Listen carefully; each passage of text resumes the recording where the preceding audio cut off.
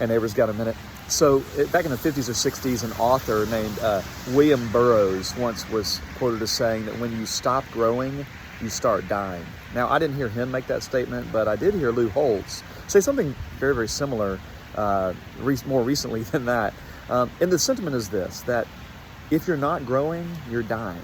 Now, there may be some facts and scientific evidence that says that's not always the case, but I find that largely it is the case. It is true that when you stop growing, you start dying. And that can be true of trees like these. It can be true of us as human beings, and it can be true of us as organizations, as collections of beings. And so how do you grow so that you don't die? I think there's a lot of questions that I'm asking as pastor of our church as we look to the future. Questions about what shows growth? What parts of our church are we trying to grow?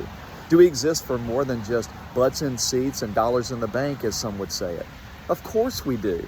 When you look at the mission of our church and the vision of our church, there's language, there's qualitative and quantitative language all over those things that suggests we want to be a growing church. So how do we do that?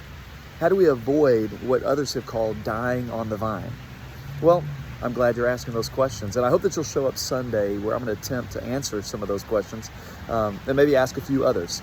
But we'll be in worship together 9:30 and 11. It's our final week of the stewardship drive and campaign, and it's been meaningful to be together the last few weeks to really think about how can we be a generous people, how can we make plans to be more generous, and to be reminded that it all starts in a spirit of gratitude. If you didn't hear the message last week, I do hope that you'll return to it because it changed me. And it's made me more grateful for the life I live and more grateful for you. I'll see you Sunday. Can't wait. God bless you. Bye-bye.